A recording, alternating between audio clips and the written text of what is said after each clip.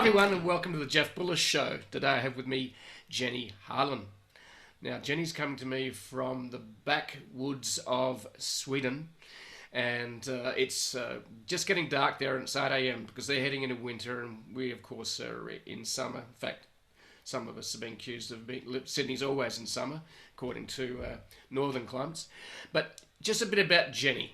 Now, I met Jenny via my partner, who introduced me to this very, very adventurous Australian-born, New Zealand-raised adventurer that has travelled the world and even turned up in Myanmar in the middle of COVID and a coup. So she likes, obviously, things starting with C, COVID and coups, of course. So Jenny is an entrepreneur in the field of food waste.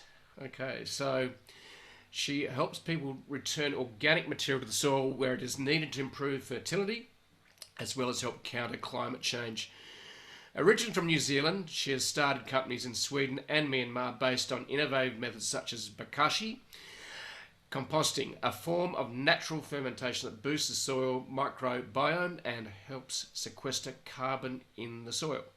So Jenny's also about helping climate change, in fact, trying to reduce it so it doesn't happen. The company she runs in Sweden with her 6 colleagues, bokashi.se, was recently awarded 3rd place in Sweden's annual Entrepreneur of the Year award. The award recognised the sustainability of the concept, the solution, and the business itself over the decade and a half it's been working for change in this critical environmental area. Jenny has built the business organically since 2007, harnessing the power of social media to create a market for a previously unheard of product and a solution for a need that society, until very recently, has been largely unaware of. Her driving force has always been to do something that is needed, that makes sense on a personal as well as a global level. Welcome to the show, Jenny. Thank you, Jeff. That was a lovely introduction. Appreciate it. So, Jenny, you've been on a very interesting journey. So originally you were born to an Australian mother and a New Zealand father. Is that correct? That's right. Yeah. Yeah, and then nearly 60 years ago. Ooh. Wow. Okay. Well, don't worry. Well, I'm even an older camp than that. But the reality is that you were raised in a little flat overlooking what became the Opera House in Sydney, over Sydney Harbour, and moved to Auckland or near Auckland, I think it was, and you ended up doing a degree in Bachelor of Commerce with a bit of a marketing background plus sort of programming and coding and computers. So what made you choose that sort of degree? Yeah, random. I mean, this was, when was it? 1980, I guess. So it was the early days of computers. It was when we were all saying computers, that's the thing of the future. And it was very hard to find a way to study it, actually. IT didn't exist as a concept. So the only way to do anything about this computer thing was to hop into the science department, into the computer science department. And then you had to go right down to the coding level, learn assembler and ones and zeros and all of that, and sit up all night hacking code in the lab with the guys. And I loved it. I really enjoyed all that. But it wasn't really the path I wanted to go on. I was more interested in the marketing path. So I was, floating back and forth between the two. And that worked. And, gradually I introduced computers into the business studies department as well.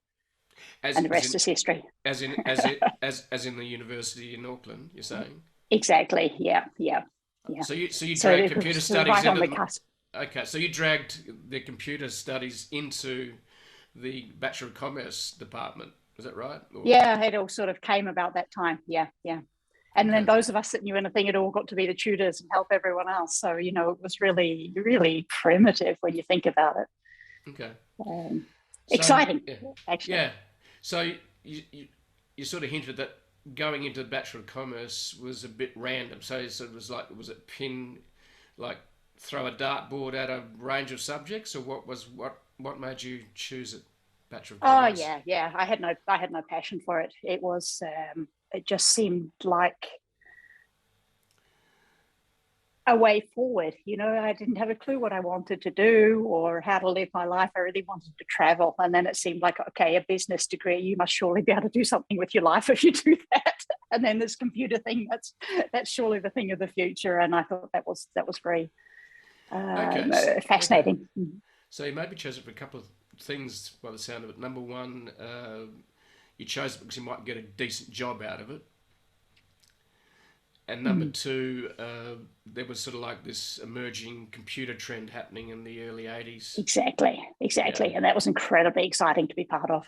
Yeah, it was. I started my career in the computer industry after teaching, just because it felt exciting. It was the start of like the whole Steve Jobs, Bill Gates duking it out, and Apple and IBM, and so MS-DOS and then Windows. It was Unix, C. Yeah, and it was just the wild west, wasn't it? Of at the start of I loved industry.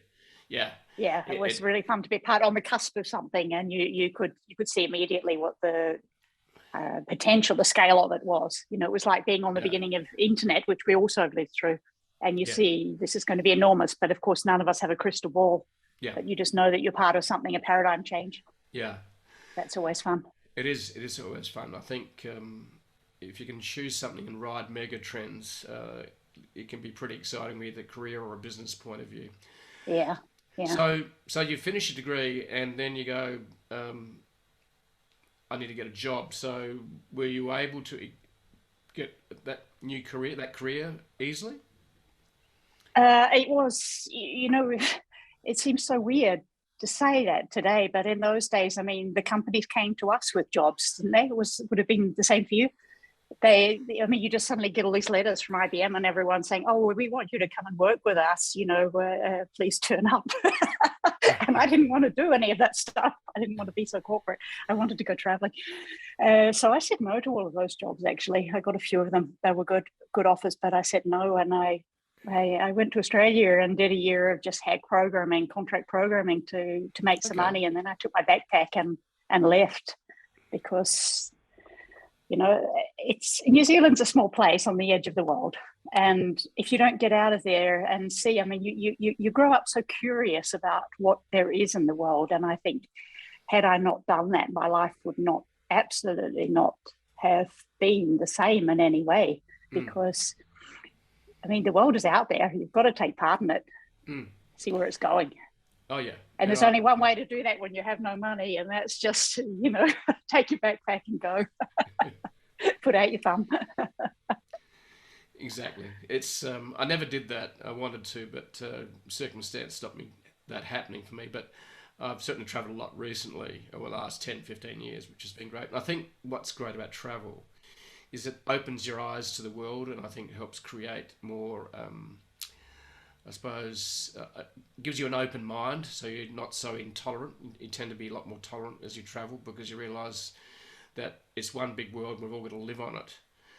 So exactly. And we need to get on with each other and we need to look after each other. Yeah. And so you travelled through, what is it? You travelled through Europe. You bumped into a Norwegian guy, and ended up marrying him eventually. As you do. I mean, I travelled through Asia and around Europe hitchhiking, and just overland stuff. As you do. And met a Norwegian guy, as you do. I ended up working in Oslo for a little while, also doing some programming work. And then we came to Australia and worked and lived and worked in Sydney for a number of years. And then I got a little bit more organised and did some corporate effort. Right. Okay. That all this while, I think, and I think it's easy to play this down, but the point is, when you have no money, you're always finding jobs, and you're always working, and you're always hustling in some way, and you end up with these superpowers that you don't even know you have. And I think mine is that you can just sort of drop me down on a helicopter anywhere, and I'll somehow find a job. I'll somehow survive. I'll make it work. But I don't really even think of that as a life skill anymore, because I've somehow always been doing it. And it takes a lot of the fear out of life, because you realize, well, it's always a mess, but you always fix it. And you learn so many new things all the time, and whatever situation you end up in, you always end up with a lot of new life skills anyway. And this has never made sense to me, and I've been almost somewhat ashamed of my CV. I don't dare write it down because it's such a dog's breakfast. But I think this is probably how you build an entrepreneur, that you just fill yourself with a lot of random life skills, and then at some point you actually find out what it is that you were set down here to do, and you do it, and you realize, damn, it's handy to have all these things that you just know how to do and aren't afraid of, because they're already there. You've already, filled your tucker bag with all that things that are good to know. And the fear is just not there anymore, because you've been in worse situations anyhow, got out of them. So I think it's great value in traveling, and we shouldn't underestimate the value of random. Yeah, and I totally agree with that. And that almost just about every entrepreneur I've met never wrote a business plan. They or if they did, it was like in the back of a paper bag, So exactly, I have a few of those. I sort of see a long business plan as a prediction for the future, and of course we all know how good we are at predicting the future. So I think a one-page business plan is usually enough, and then yes, but I think also it builds on some experience. And then I did these corporate years working for 3M actually in Sydney, and ended up as a marketing manager there, and I've done a lot of business plans, or marketing plans at least, which are quite similar there. And I think that's all good training. You have to put in it's not 10,000 hours, but you have to put in the hours anyway. And after you've churned out a lot of business plans, you sort of understand what they're built on anyway. And so things I've done more recently, there's a lot of bags of envelopes and paper bags, I have to admit. There's a few serviettes as well. But in my head, I have the basic structure, because I have actually done a lot of the things. And there somewhere is this, we shouldn't underestimate, again, the value of collecting life skills. And it's I think the great pleasure of being almost 60 is that you have time to do a lot of the stuff, the preparation stuff, and then you almost forget that you ever done that, and you think you're just randomly just setting up some business. But it's not that random, because you've put in, you've done the training at some stage. Yeah, I've loved the phrase you mentioned, that your life purpose and why you're meant to be here ends up being the intersection of what you've done in the past. It seems to turn up at one focal point. And I totally agree with that. And number one, it's, I think, an intersection with innate ability. Number two, it's what experiences you've collected along the way that feed into that as well.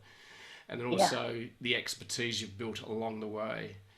And somewhere in the middle of that intersection is what you're meant to be doing at that time.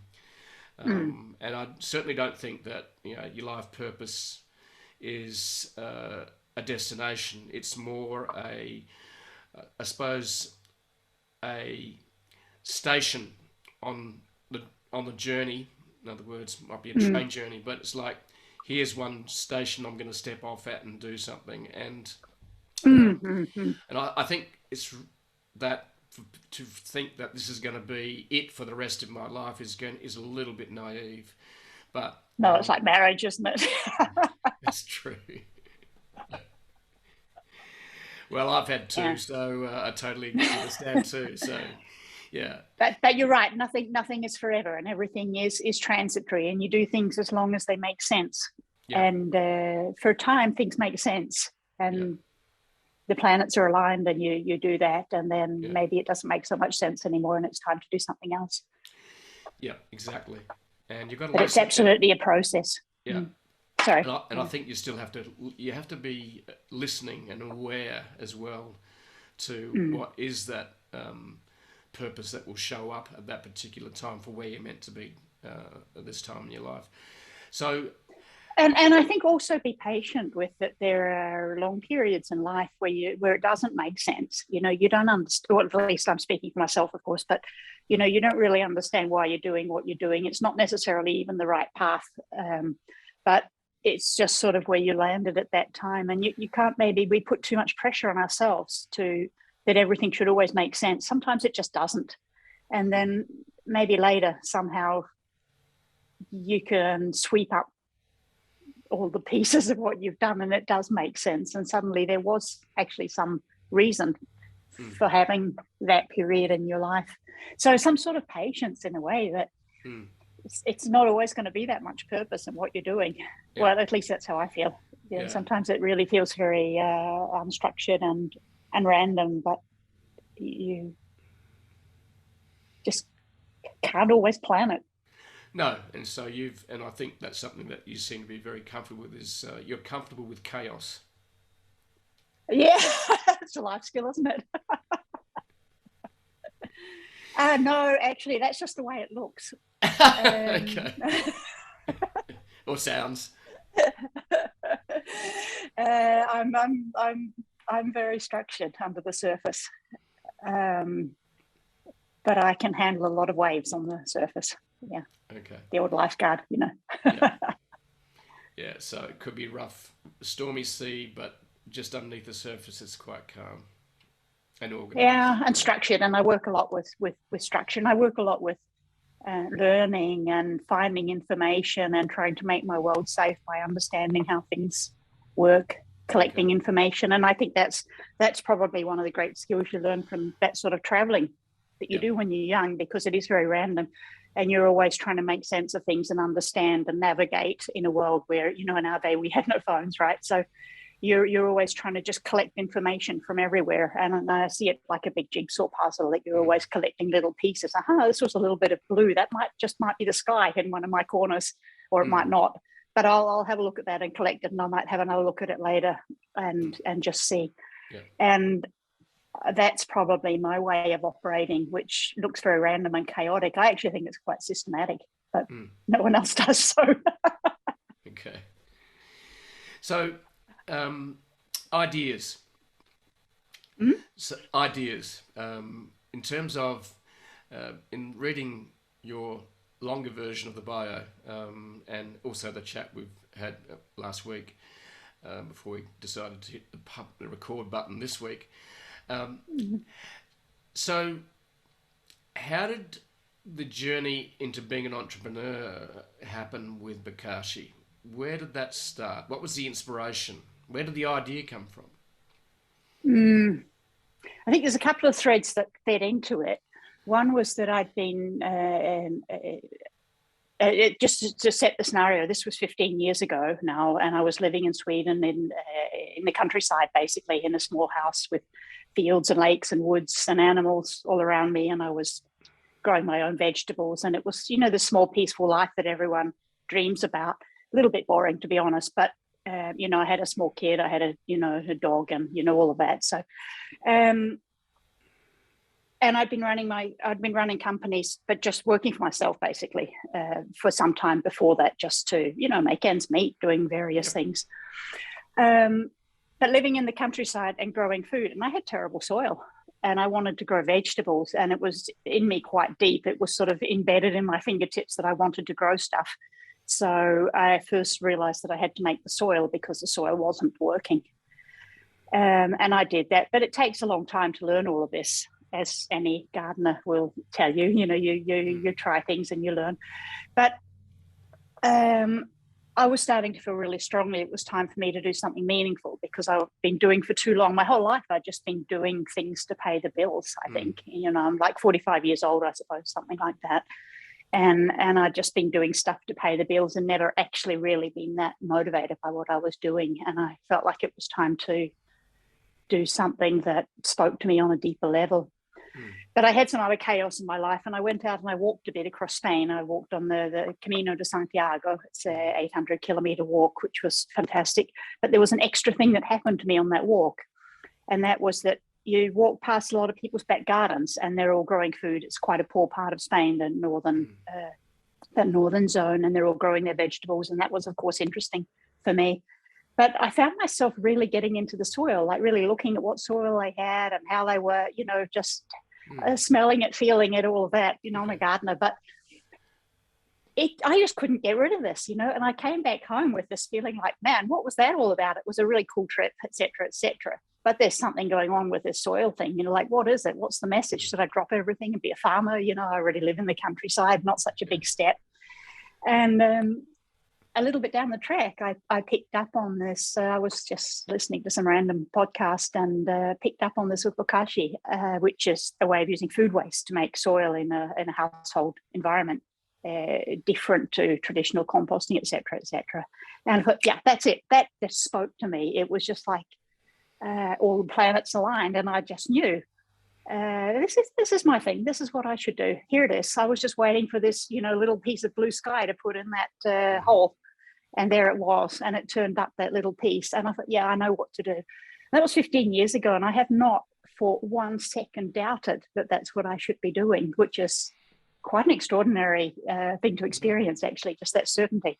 I didn't know how I should do it. I didn't even know what it was. I didn't have any ideas. I just knew, yeah, this is what I've been sent to do. So my job is to find out how to do it. And I did it. And here I am, 15 years later. That's what I've been doing. And it's worked. And we've made an impact, I think. So you've started, and of course, I think you were supporting yourself by doing translation services. Yeah. Right. So yeah. So basically, bokashi was almost a side hustle. Yeah, I started that way because you have to pay the bills, right? So and I'm not rich by any means. I'm not supported particularly, but I can think very small and very big at the same time. There's zoom out, zoom in thing. Yep. And the big vision was, what was perfectly clear for me was that here I am in Sweden. I'm a Kiwi girl, right? Not even Swedish, but obviously I speak Swedish fluently, etc. But I thought, right, what we have to do here is change the behavior of a whole country. We have to start seeing food waste as a resource, and we have to get it back into the soil. This is the basic thing. So how do you change the behavior of a whole country in terms of something that nobody's even interested in or talking about? Go back to 2007, we weren't talking about food waste. We weren't even talking about bacteria. Fermentation was not a word that people used. Even the sourdough bread wasn't really a thing. It was before the days of kimchi and kombucha in every kitchen. So all of this was like really hippie stuff, it seemed like. But I'm no hippie. I'm I don't know what I am. Anyway. So I thought, right, let's approach this like a business. No business plan. It was an envelope thing. But I thought, what we're going to do, if we're going to change the behavior of a country, I'm not going to do this top down because I don't understand how governments work or local government, and it bores me to tears. I want to do this in a guerrilla way. I want to see if we can get into every kitchen and change the behavior in every kitchen. How do you change the behavior in every kitchen? Well, you just nag on people, right? 2007, it was the golden time to start nagging. I mean, it was the start of social media. So these planets just aligned so perfectly. So social media was the pathway to get into everyone's kitchens and nag on them to do something with their food waste. And then the other thing is you need a practical technical solution. For this bokashi, you need buckets, you need some bacteria in the form of bokashi bran, and you need some packaging and nice information and, all of that stuff. I understand. I've worked in consumer marketing all my life. I know this stuff. So, and then you need some way of distributing it. And I had a zero budget for this whole thing. We started on a zero budget, and that's been quite fun. And a separate thread, stay to this thread. And so I thought, right, web shop. And that was the early days of web shops as well. Or what are they called? Online shops. We call them web shops in Swedish, online shops, right? But as it happened, I had quite a close contact with a guy who was starting a business in that area. He's since become the leading developer in Sweden of online shops. So, extremely good technical platform, the best there is in this country. And Sweden is quite a progressive country when it comes to internet online shopping and everything. So I got the best software that existed in 2007 for free. Wow. Which was amazing. Yeah, it was super good software and all the support and training that I needed. I had I've been working in marketing for 20 years. You know, I like to communicate. And so social media came really naturally. I thought it was great fun to be blogging. And then when Facebook came and Instagram came and all of that, I just thought it was so extremely fun to do all this stuff. I was like in a sandpit. You know, I love to write and take pictures and tell stories and motivate people. And I thought, so I'll do this nagging in micro doses. So, every day for 15 years, I've just been nagging in micro doses, but in very small stories, as you do. Okay. I didn't understand it then, but that is, of course, how you use, social media. So, we found our way into the kitchen of every home in Sweden. Wow. So how did you package the idea so it was attractive? I think, all the classic marketing things, you have your product and your place and you've got all the distribution and just, make it available. So that was having a nice online presence. And then, of course, I did a lot of workshops and lectures and markets and all that sort of stuff, starting with very small groups and building it up. How did I package it? What was the message? I think that was the important thing, because you need to make people understand why they're doing it. And a lot of people at that time, as they are now, were starting to get this climate anxiety. I'm translating from Swedish klimatangst, climate anxiety, and not knowing what to do with themselves. So I worked on two levels, and one was to try to share the information of why this is important, why soil is so important, why soil is the key to the future, why it's one of the biggest solutions to solving climate change that there is that we fix our soil. And I won't spend time here going into that, but it's a huge piece of the puzzle. And that's, I guess, been the part that's really always come from my heart. This is the message I want people to understand, so that if they know why, everyone knows that climate change has to be solved. But if they know about a really major solution, and you can break that down into something very simple, and then you can get it into their hands in their kitchen in a way that they can touch and feel it, and they can get their kids to actually work with this, like brushing their teeth, it's something small you do every day, then you're actually working on the big change that has to be done, but you're doing it at a micro level every single day, several times per day in your own kitchen. So kids will grow up knowing that putting your food waste in this bucket and processing it with these bacteria, so it's not, smelling and being very easy to handle it, and is turning into fantastic soil. This is something that kids grow up with as being normal. It's like cooking the food. You also look after the food that's not cooked and not eaten. It's just as important as making the food in the first place. Mm-hmm. So, how do I package it? I think is with knowledge, because, all the rest of it's just plastic and, online shit, right? So it's knowledge, and it's getting these kids, a 4-year-old, to understand what happens with those pancakes that he didn't eat and get excited about it. And I've had every day for 15 years, I've been getting stories from people about how happy they are, how excited they are. This is wonderful. This feeds your energy. And my 4-year-old kid, for example, just to keep going on this thread, he's given the bucket a name, and he calls it Junior. And he puts when he doesn't want to eat a spaghetti, he puts it in there, and he knows he's doing a good thing for the world, because even if he can't eat it, doesn't want to eat his spaghetti, he knows it's going to be good soil, and that's good for the future. And then we grow the pumpkin for Halloween in the soil that's made from the spaghetti he didn't eat, and round and round. So this is a big kind of like a self-feeding loop. So your question was, how do I package it? But I think I've answered in terms of, where does the energy come from? Because the packaging for me is the energy. I mean, all the rest of it is just marketing 101, right? The thing is, how do you get the energy to create an idea that doesn't exist, that people have never heard of, to create a new category, to create a new need? People don't even know that they needed a solution for this. They didn't even know it was a problem. And so it was all of that I was thinking of. How do I create an understanding for why we need to have this need and why it has to be at the top of the agenda in every home?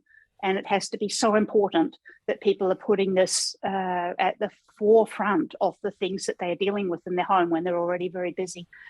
And out of that reprioritizing of people's needs in every kitchen in the country, it's a self-feeding loop with energy. You know, you put the energy into it, you get people thinking in this way, and then they feed back the energy with their stories and their little successes. And on top of that, it's created a community, because I realized very early on that I couldn't handle the customer support for this. You know, this is, I mean, there's 9 million people in Sweden. If there's 4.5 million households, you know, that's too much for one person to manage in terms of customer support.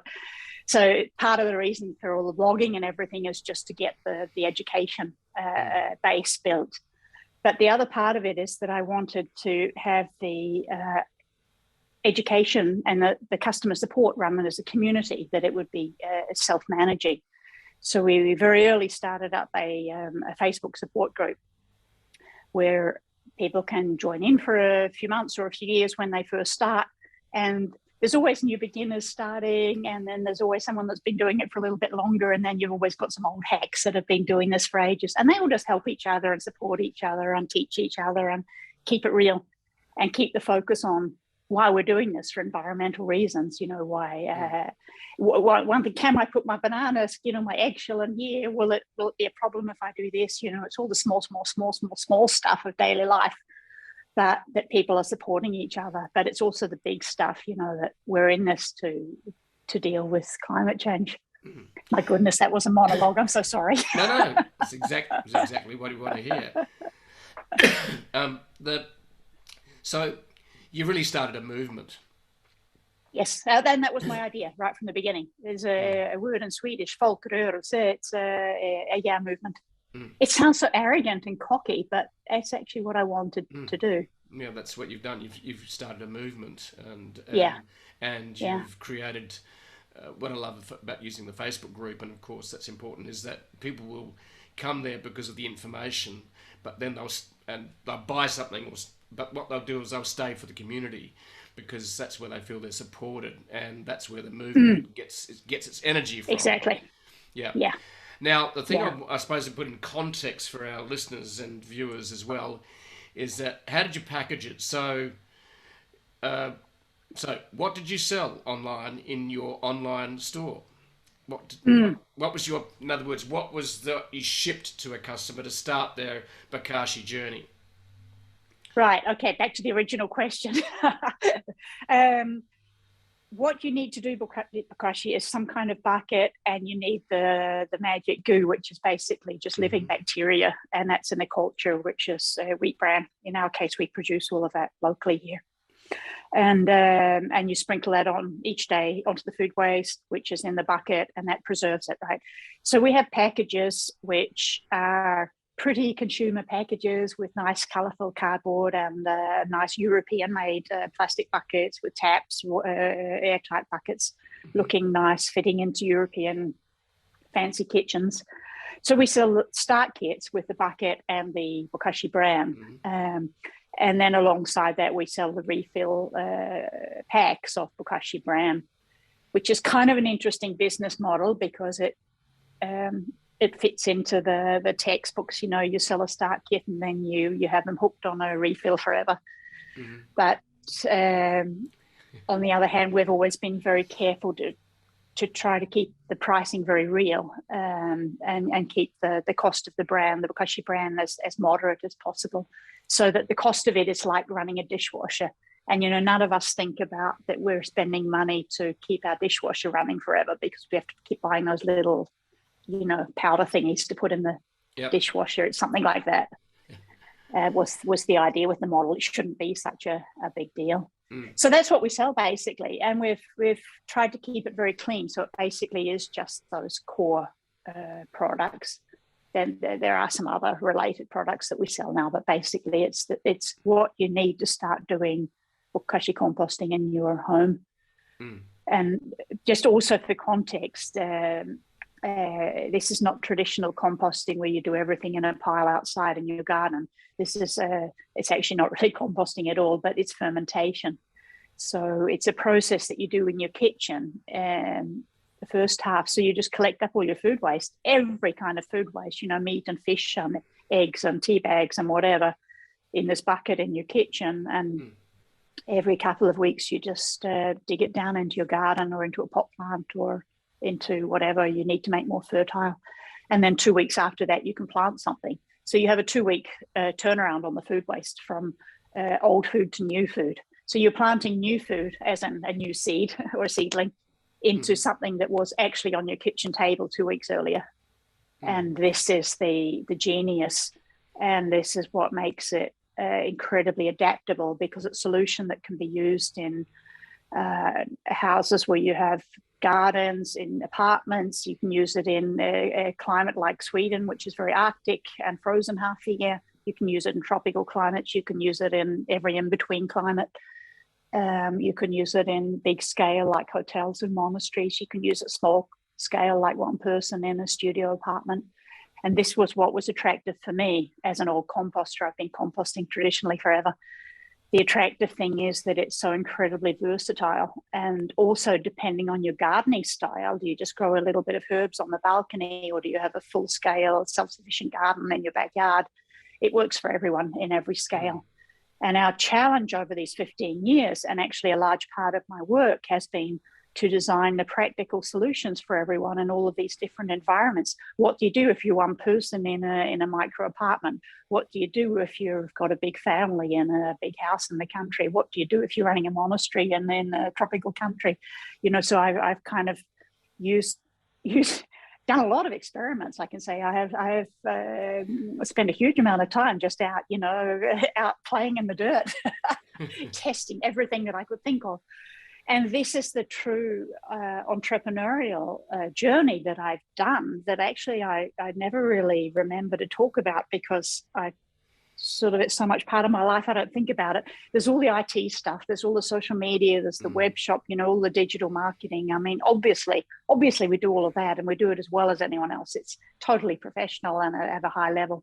But the real work has been, I've been out there in my work boots, digging and testing and talking with the worms and, growing everything and trying to force the mistakes. I've been trying to force every problem that someone else might have.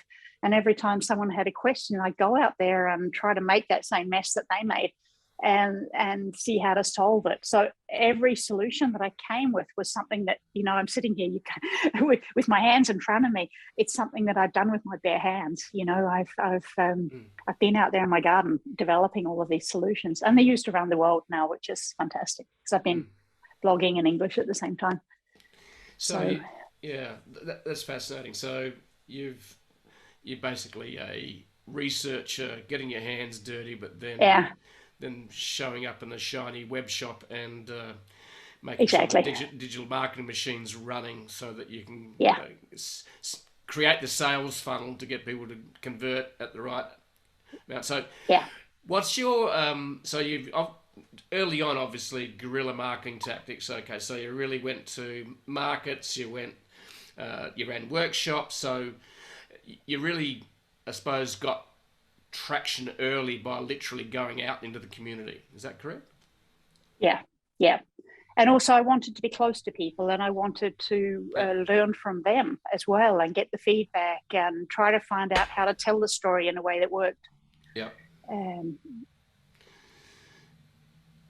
And you just, you try everything. You just try everything. And I mean, I made no money for years and years, and that also didn't bother me, because I never was doing this to make money. I always was doing it for the good cause. That was the only reason. And I have a business background, so I know you have to run the business. You have to make things work. So I'm absolutely far from the I'm totally not a hippie when it comes to that. But this sort of thing, and this ties back to the traveling question before, that this sort of thing you can't do if you're looking for an exit strategy or you're looking for the money. And I just knew that, I know that it takes 7 years to get, in my experience, to get anything new going. And then I thought, well, this will take 7 years. Actually, I'd say it took 10 before anything really was worth, where the numbers were worth looking at. And it didn't bother me for one of those days because I just knew this was the right thing to do. It was needed. And even if I would work with this for 50 years and not make any money, it's still the right thing to do because somebody should do it. And this is the whole reason I started it in the first place. When I got this idea, when I understood this is a solution that the world needs. And I realized that this is something actually I can do because through my first 20 years of work life, 25 years, I'd collected the skills that I needed to do this. And I thought there's maybe not so many people around that have this particular mix of skills and energy to do this thing. Therefore, I have some kind of like moral obligation to do this because I can, and it should be done. Yeah. And if I don't do it, maybe it takes another 5 years before someone else will turn up and do it. And that's not good enough because this climate clock is ticking. So I should at least do it. And then I saw it like starting a baton relay, a running relay, like, okay, I take the first baton because I happen to have the baton and I can do it.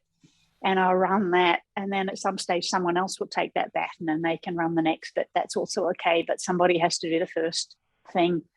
And there I was, I had the IT skills, I'm smart enough to do this. I have some background in business. I've done my marketing apprenticeship, you could say, with consumer marketing. Yep. I've already been a gardener. I'd already been composting since I was quite young because, worms speak to me. I thought it was really cool. I like to write. It was intuitive for me. All of this was social media. It just was something I like to do. I have two languages, English and Swedish. I don't know. It was kind of like I had all the pieces to do it. Why would you not do it when you understand what's needed and you have all the pieces to do it? And the only thing that was in the way was that, well, I'm obviously not going to make any money on this. And I thought, well, that's actually no problem because I have another life skill, and that's that I live very simply. I can, I grow all my own vegetables. I live in the countryside in a small house. I could take my whole life down to a resting pulse, basically. It didn't cost me anything to live. And therefore I could afford to do this business because I didn't need any money much to survive. And I just thought it was needed, so I did. You mentioned something which is really important to me, and that is that you live life simply.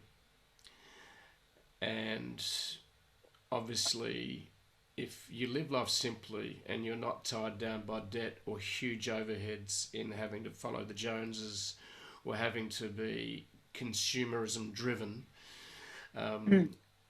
then you've got freedom because you don't have to pay a car repayment. You have to pay a mortgage repayment, or you don't have to. Exactly.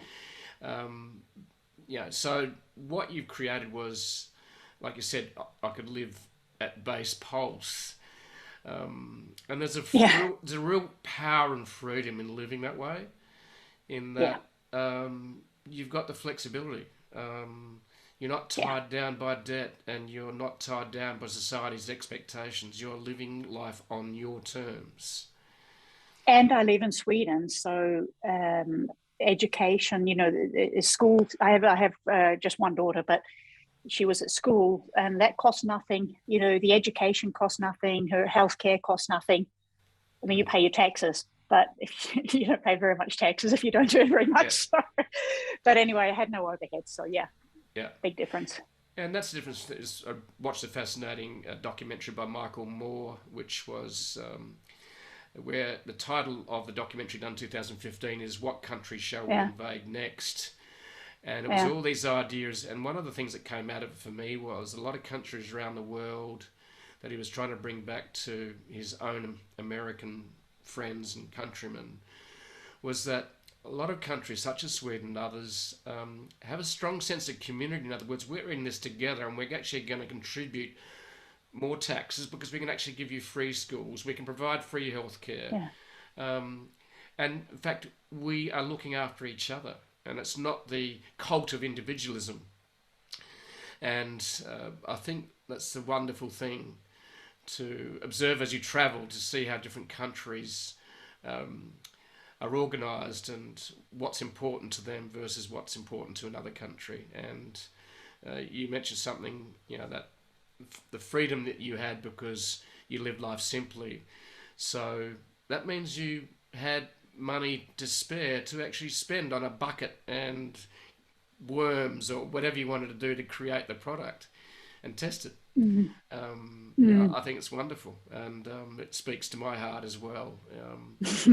And a lot of people don't design life thoughtfully; they just plunge into the template-driven life of the modern Western world, and that's not freedom. No, it's not. But you can also look at that sometimes when, I mean, there were many times where I was feeling just poor, I just Yeah. really, it would have been nice to have, it's nice to go out and buy a new winter coat or something like that. So it's not, I don't want to glamorize it because it really wasn't glamorous, but I think, again, it ties, I'm glad we talked a little bit about the traveling in the beginning, because I think a lot of things stem out of that I lived so long with so little, just winging it. Yep. And I can live that life very easily. And so, at times in my life, I've had quite a lot of money. At other times, I've had absolutely nothing, Yep. 20 cents in the bank. And it doesn't particularly bother me one way or the other. And I think there somewhere is that it was that long, slow introduction to life that I had where I was just winging it. It takes away so much of the fear that most people have to live with, a lot of fear. And I don't have to do that because I think life's too short to waste it on fear. You can just get in and do things. You can always, in some way, you can always fix them if it doesn't work. Yeah. So, and also I think there's another factor here that's quite important, and that's the fact I'm not Swedish. I live in Sweden, and there's pluses and minuses with every country. And just now it's November and it's dark and it's cold, and I wouldn't necessarily put that on the plus account, but it's a fantastic country. But Yeah, it is. I've come in as basically a New Zealander with values, my values and background from New Zealand, and I fit in, kind of okay in Sweden, and I talk Swedish and do all those normal things, but I'm not Swedish, and I don't have the fear of being Swedish, and so it's easier for me to do something that's a bit offbeat because I'm already not quite. I'm not quite there. I'm already sort of a little bit hovering on the edge. So I think the risk for me was much less because I had completely different reference points, and the fear of failing's not there because you're already kind of an outsider because you're in a new country anyway. Even if I've lived here now more than 20 years, but still, I think there's a lot of power in that. And you mostly talk about the being an outsider in a country, like an immigrant, which I am, not a refugee immigrant, but an immigrant, voluntary immigrant or whatever. But the power that comes out of that is also a lot of freedom because you can see it as being an underdog, but you can also see it as having a completely different set of references, which makes it much easier to be disruptive. Yeah. Disruptive was not a word that existed then, but it's basically what it is. So an outsider doesn't have to fit in because you are an outsider. So you are given the freedom to actually be an outsider. Exactly. Yeah. You can take the freedom. You have the choice to take the freedom. Yeah. Yeah. But that builds on the fact that, I think all of this traveling and, I think by now I've lived in 6 countries, but you're always trying to make things work and patch it together, and it never really does, but it sort of somehow does, and you get by and you wing it. And then you just realize that you're always winging it anyway, so whatever, can just as well wing it a bit more. The fear of failure is just not there. Yeah. And I think too, it was also part of my reason for doing this organically, because two reasons. One was because it just took the risk out of it. You don't have so far to fall. If you haven't invested a lot of money, there's no risk. Like, it could just be an interesting adventure, and if it didn't work, it didn't work. It's no big deal. I mean, my life doesn't go under for that. It's an interesting adventure. And the other thing is why I haven't wanted to take in any form of venture capital, and I've had plenty of opportunities, is that I do this for different reasons. And I work differently, and I have my very clear own ideas about how I want to do this. And every time I've been talking with people that have been mainly mansplaining to me about how I should be thinking and doing things, and not giving me any credit for the fact that I actually have some life experience of my own. uh, and I just have to quietly walk away because I don't agree with what they're suggesting, how they're analysing it, and how they see the world. And our worldviews are so different. And so I realised quite early on that it's a combination of stubbornness, but also I think some quiet belief in myself. I actually know the right way to do this, and I'm going to do it my way. So just, quietly stay out of my way and let me do it. And by then not involving anyone else financially, then you're free. And this is another part of freedom. And that for me is really important, because my energy comes out of the freedom. And if someone else is telling me how to do it, then that I need a business plan that looks like this, and there's an exit plan, and there's blah, blah, blah, blah, blah, blah. My energy will just go like a pin in a balloon, and then nothing will happen, because I'm not motivated by that stuff, and I don't think they're right. So that's also slowed down the process, but it's also ensured that it's succeeded. And this business has succeeded. I have 6 people. It's a small business, but 6 people that are running the company. We got this entrepreneurship prize that you mentioned. Third in Sweden, there are 600,000 registered, listed companies or not listed, 600,000, official companies in Sweden, not the personal ones.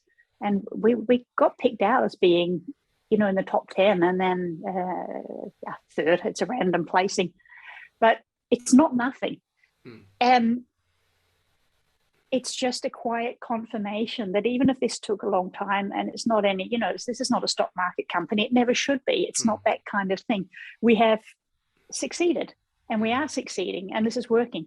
We've changed the behavior in the country. Absolutely. Everybody knows about this now. The word bokashi, which is a Japanese word, we decided to use because it's used around the world, and we wanted to have this as a global thing.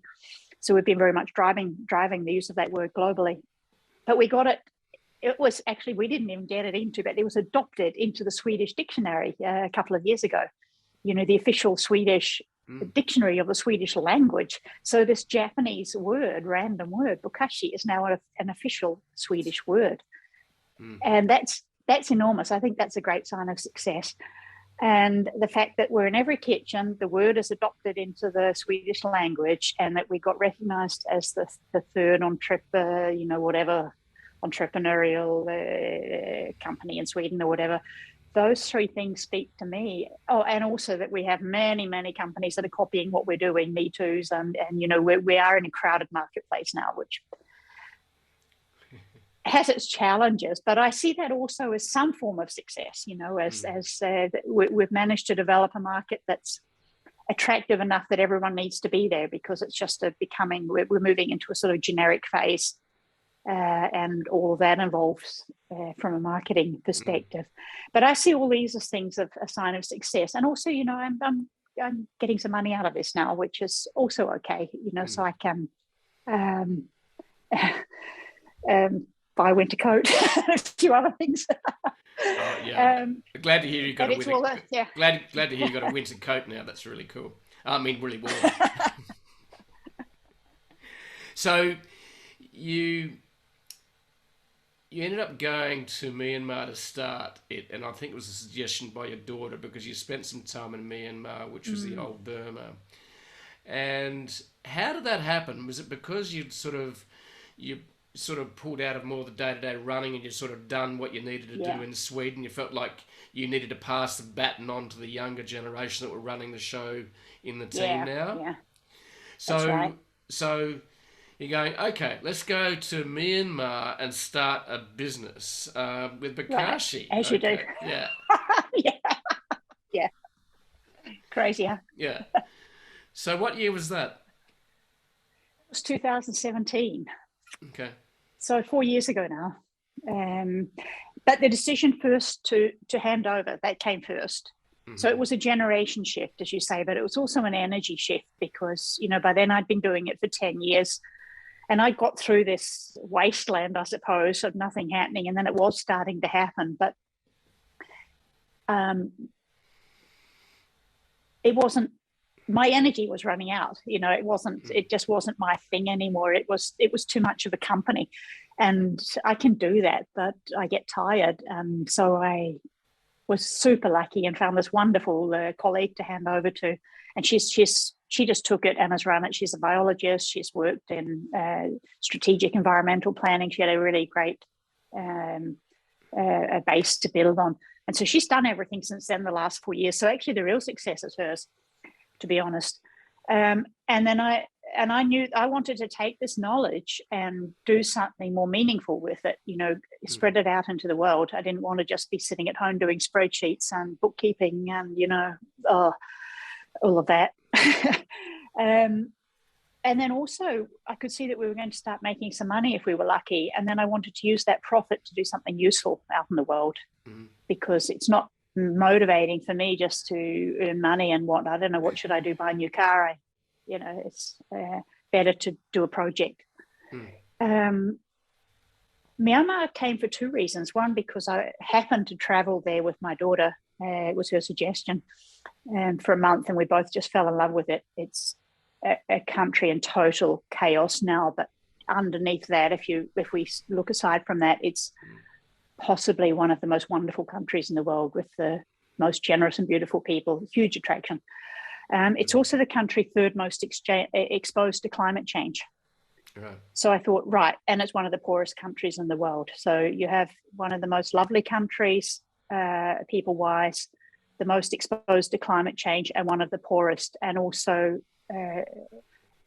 one of the hottest, really suffering with the temperatures. And so they're already tipping into all effects of climate change. You see it under your nose. So I thought, for all these reasons, this makes sense to me. And then because we've been traveling there, I'd met some people and was able to team up with them, local friends, Burmese people. And we teamed up and had a look at it, met a lot of people, went around, did a feasibility study slash, what should we call it, bar crawl. No, we traveled around the country and just talked to people and looked at everything and didn't write a single report. But it was perfectly obvious that this solution that we had, this knowledge that I was sitting on, was just exactly what was needed in that country at that time. And so we thought, we have to do this. So I took a whole bunch of money from my company, and we've been supporting this for 4 years now out of our funds for our Swedish company. And we started this as a project in Myanmar. And it never got to the point of breaking even. It's the last, a year ago, 9 months ago, there was a military coup in Myanmar, Burma. And we had to just forget everything. It's over. It's game over. It can't be rescued. Maybe in 10 years' time, but not now. So what was looking like our company was, after 3 years of hard work, it was going to actually make sense and break even from a financial perspective. We had a lot of projects and contracts lined up to do soil management and work with organic waste, but the coup put an end to all of that. So that project is over, unfortunately. And that's been a great, great sadness. And there's all of that, which we can leave aside from the point of this. What I did learn, however, which has had some value, was we had great fun. It was a fabulous journey. But, think of it. So I took my backpack and I teamed up with some people that I hardly knew, but I just thought had potential. And we checked everything out. We thought, man, this knowledge that we have is exactly what's needed in this country at this time. How on earth do we do it with basically no money? And again, I didn't want to take project funding, because everyone I talked to in NGOs and so on, I know a lot of people now, they didn't believe in what we were doing. I said, this is what we're going to do. This is the problem. This is how we see it. We're going to fix it like this.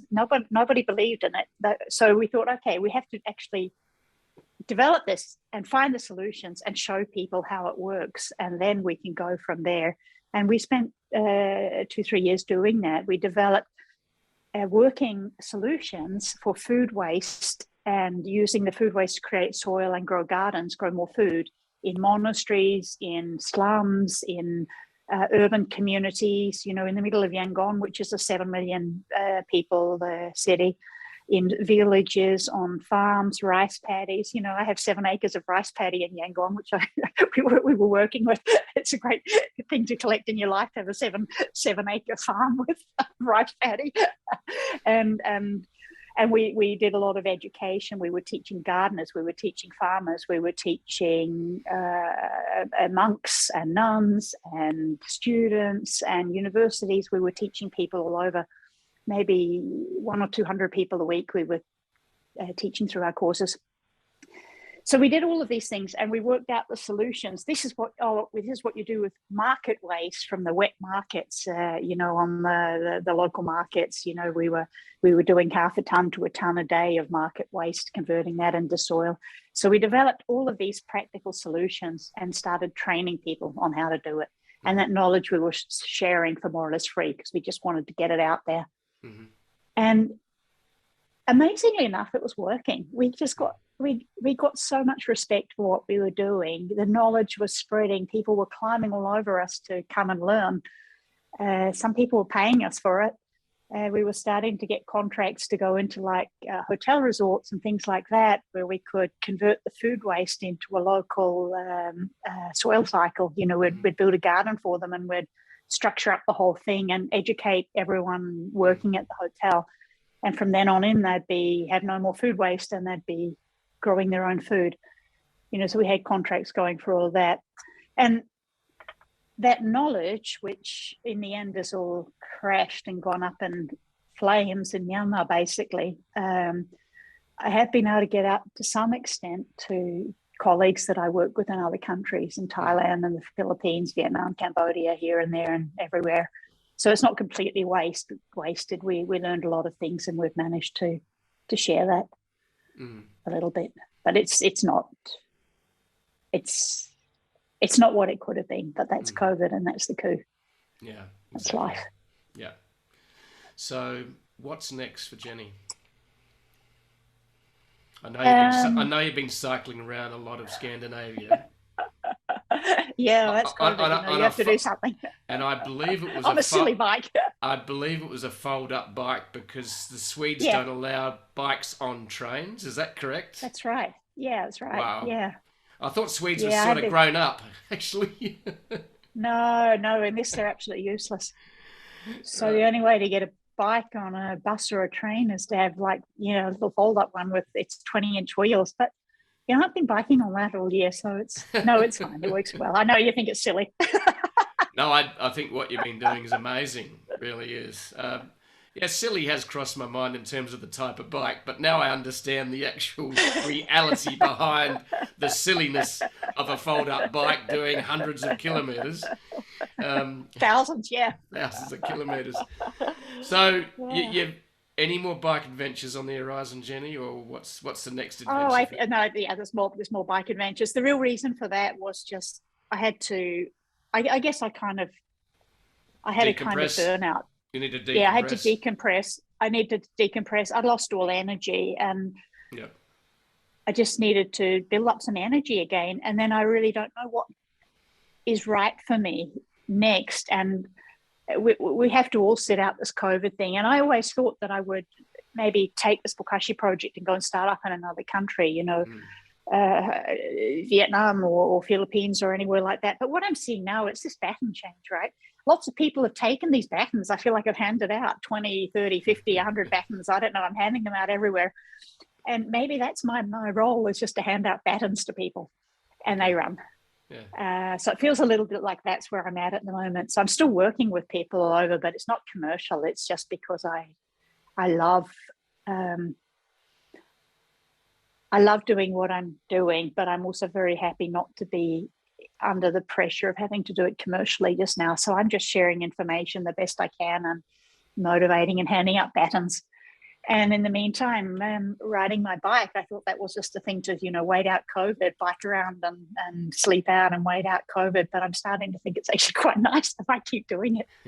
So I'm thinking of venturing further down into Europe with my bike and hopping on some buses and trains and taking the famous fold-up bike and exploring a bit more.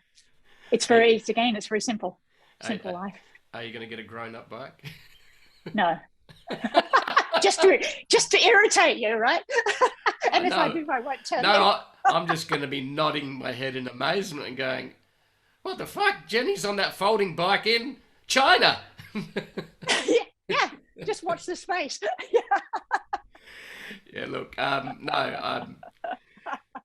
in jest, I said silliness, but I'm not working with any long-term plans. I think that everything comes to you. You know, the things that you need, they come to you, and that the things that are not meant to stay won't stay, and things have their time. And this journey has been fantastic, and it's had its time. But I think I have a new journey now, and that might be related to soil. It might be related to entrepreneurship, or it might be more related, which I think it is just to supporting people and turning up on their permaculture farms and their this and their that and their projects, and just being there quietly in the background and supporting. And that's probably what I love more than anything. It's just the connection with people and creative idea solving and giving energy and helping people to break through this fear barrier. You know, lots of people ring me up all the time, and young people that I've met here and there on all my travels. I've lived in a lot of hostels and done a lot of projects with young people, and they hey, can we just have a talk for a couple of hours? I want to talk through this thing or that thing or the other thing. And I love it. I just love it. Maybe that's the baton change. You know, maybe I just, you know, can help people to get through their fear of whatever, and then they can go and do the thing. And I can do something else. I think you might be right. You might be, what you're bringing back to the world now is taking what you learned and sharing with others so they can find their passion project and make a difference as well, which is what you've done, which is amazing. I'm really just in awe of what you've done, Jenny. It's been an absolute pleasure to hear your stories, and to understand where that drive and energy comes from. We've talked a lot in the past about energy. It sounds like you're just gathering your energy again to work on what the next passion project is, by the sound of it to me. Yeah. And it will come. I think you can't force these things. They turn up when the time is right. I think what you stated is just so wise. I'm reflecting on, you know, my life so far. I've looked back on when I've tried to force things, and typically when I've done that, they've crashed and burned. When I've let it just step into the stream and actually go with the flow as the opportunity arises and turns up, quite often unexpectedly, but then from that, I think the magic really does happen. And so it really is. I've done a lot of reflecting the last few years on that sort of question. You know, where does the flow come from, and where does the force come from to actually to motivate you and drives you to get you up early or make you start late, or to do something and concentrate and focus on it. I think, and I really do think that if you do understand that, and I use this quote all the time, it's like Steven Spielberg in an interview said that what you're meant to be doing in life will show up as a whisper, it never shouts. And I think exactly. Yeah. And I think I interviewed another fantastic female entrepreneur who also discovered what she was meant to be doing on the Camino Trail. No surprise. Yeah. And she turned it into a crypto-funded energy company that's actually saving the planet by reducing energy costs and tapping into the solar grid through smart meters and a platform that connects houses. So so she discovered what she was meant to be doing on the Camino Trail as well. I think I need to go on the Camino Trail. Oh, I don't think it's a fantastic trip, but I think it's more about what Spielberg said, that it turns up as a whisper. So you have to be in a place where you can hear the whispers. Exactly. And that's about getting off grid and going quietly amidst the haste and just going down under the surface. and Yeah. Yeah. under all that chop on the surface, and just being because the flow is somewhere else. Yeah. So listen for the whisper.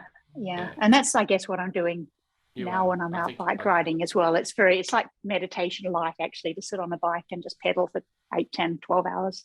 Well, I think you are. And you hear the whispers. That's wonderful. And the thing is, you can't hear the whisper if you're in the middle of commotion and noise. No. You've got to take the time to stop, and people see stopping as being something that is not productive.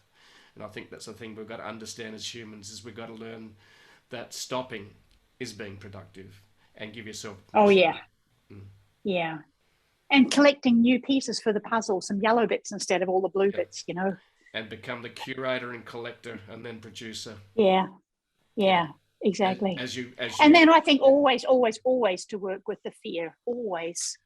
Every day I'm thinking about, you know, how to get the fear out of my life. There's always fear for something. Yep. You can't have it. You just got to get rid of that fear. Every little thing, it's just got to go. And push the comfort zone in every direction all the time to let things in. Yeah. There's a great single word to use when the fear shows up in the darkness of the morning, is that you've got to say to yourself, next. Leave that thought behind. And it's easy to say but hard to do quite often. So, yeah. Does it work for you?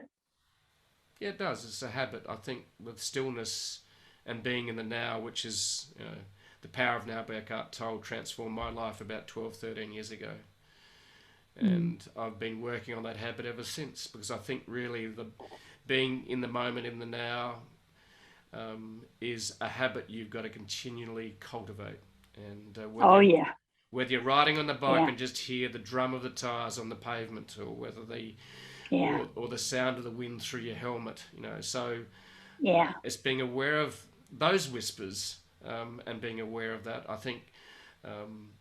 And you catch yourself with the thoughts and fears rushing through your mind. And you've got to somehow work out a way to deal with that. And there's different tactics to do it. And I've tried a lot over the years. And but I think it's a habit that we need to continually work on. And sometimes absolutely. And we sometimes catch ourselves not practicing, and being aware and being in the moment, in the now. And I love the phrase, also not clinging on to things, you know, the whole non-attachment thing, just not clinging on to things, because you can't float if you're hanging on desperately to roots and twigs. And exactly. And being detached is very, very important as well. And it's these are all life skills we learn as we gather a few scars and rashes on our knees. And yes. Yeah, they definitely come with the scars on the knees. That's right. And there's a great freedom in that, I think. Oh yeah, great freedom, and maybe that's part of the living simply is it's also a freedom of non-attachment, because, you know, what stays will stay, what goes will go. It's I'm reading we float along and do what we can. I'm reading a book at the moment, which is by the authors and creators of the blog The Minimalists, and it's we've woven into this new book of theirs. I can't remember the name of it off the top of my head, but the thing about them is that you should only collect two things. Number one, something that serves as a purpose, like a tool. In other words, it does something. Or number two, it's actually beautiful, aesthetic. And so, in fact, if you can get something that does both, I think that's pretty cool. That's a wonderful way of looking at it. Well, thank you, Jenny. It's been an absolute pleasure. And I look forward to hearing more about your journeys on a small bike in the vast expanses of Europe and beyond. Or whatever. See you here someday, I hope. Don't worry, we'll be over there as soon as we can. So, yeah. All right, Jenny. Thank you for sharing your stories. Lovely talking to you. Yeah. Thank you so much, Jeff. It's been great. All right. Talk soon. Bye. Okay, bye.